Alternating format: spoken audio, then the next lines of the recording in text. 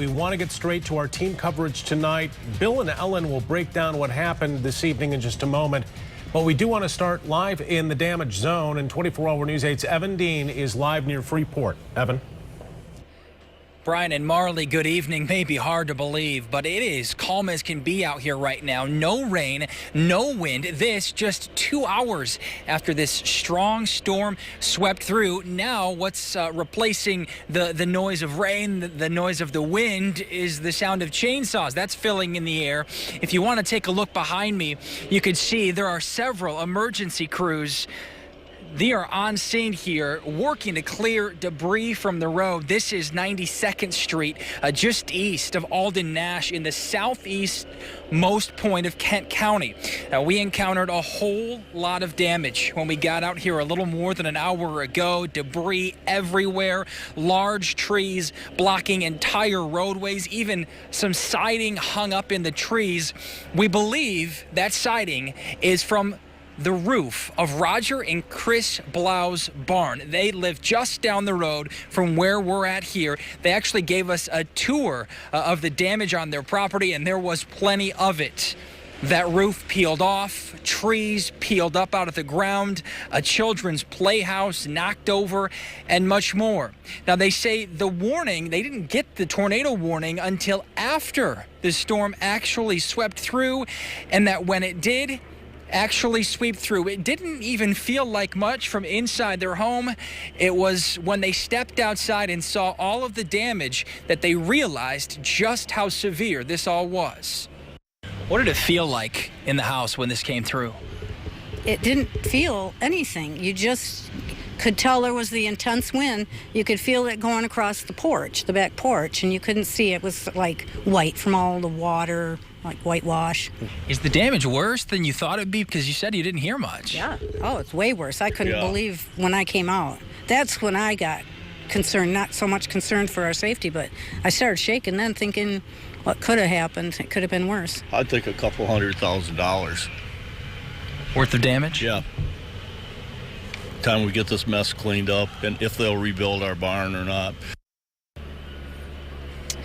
And you heard her say it there. It could have been worse, that's for sure. They're optimistic, and they're feeling grateful because their home was untouched somehow. Their garage was untouched, and most of all, they are okay. And that's the good news. So far, we haven't gotten any reports of injuries whatsoever in the wake of this storm.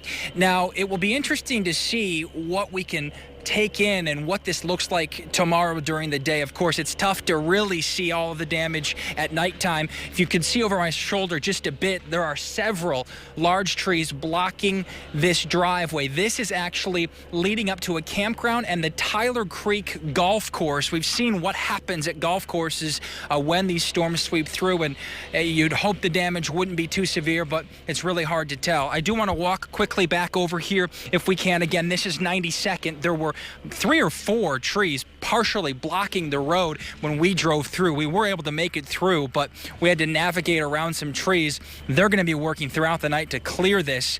And a couple of quick reminders for you. We did see some power lines that were toppled over due to trees that had fallen on them. If you see any of those, do not go anywhere near a down power line. You never know if it's live or not, and you just want to be safe if you do have to go out at all the rest of the night. For now, we'll send it back to you. Just a mess out there, Evan. I'm sure the morning light will reveal a lot more. Thank you for that live report. And Bill and Ellen were on the air tracking this rotation even before the tornado warning was issued. Ellen here now to analyze some new video in tonight. Ellen. So, Brian, we just saw this video, and it's very difficult to say definitively that this is the actual funnel cloud that produced the tornado, but there are a few things that support the case that this is video of the storm that produced the tornado near Freeport. And one of the biggest indications is you can see that clear-cut line pushing on down in the sky, occasionally illuminated by some of that lightning. And usually when we have storms that produce tornadoes, what you have is this updraft and this downdraft that are so close together that it helps to ingest some of that water vapor and bring down the level of the cloud just closer to the ground.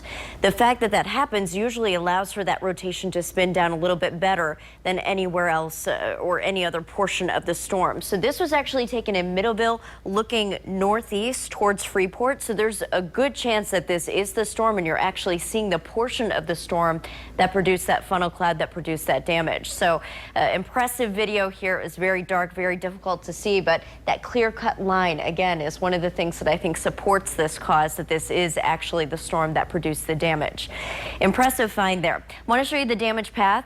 And one of the ways that we look at this damage path is by looking at velocity on radar, because it cuts through a lot of the busyness on radar. It just shows you what the winds are doing. 8:24, we saw that rotation develop. By the time we got to 8:39, that's when we saw that strongest rotation, and that was just on the northwest side of Freeport. By 8:46, once it got closer to Campbell, the circulation had completely dissipated. So at that point in time, the tornado was done. It's one of these quick spin-ups that can produce damage that we frequently see here in West Michigan. So I just want to show you how this unfolded on Storm Track Live. A lot of busyness on our velocity or on our wind data, but it's once we got to around 8:30 that we started to see it come together at that leading edge of the storm between Wingire and Freeport Avenue, and that's when we actually picked up that rotation. So I've got Bill running the radar for me, and it was right about here that we saw the rotation produced and roll on through. Luckily, we're starting to see the storm intensity die down. Bill's going to be back in just a bit to talk more about the flooding. Ellen, thank you. This is a system, as Ellen mentioned, that dumped a lot of rain in a short amount of time. And take a look at this video of flooding on Market Avenue Southwest. This is southwest of Wealthy in Grand Rapids. Cars were getting stuck in the flash flooding, and they stalled out. Tow trucks were called to the scene and had to pull them out to safety. Now, before tonight's storm, West Michigan was already flooded with the rain and melting snow. The Grand River just crested this afternoon. Before tonight's rain, things were finally starting to recede, but tonight's system is likely to change that. So the flooding concern is something Chief Meteorologist Bill Steffen will be keeping an eye on into the early morning hours. Bill? Well, let's start out with a look at some rainfall totals. Highest at Lake Macatawa at Boatworks, almost 2 inches of rain. Look at that, 1.74. We had almost an inch in downtown Grand Rapids, along with a wind gust of 48 miles an hour.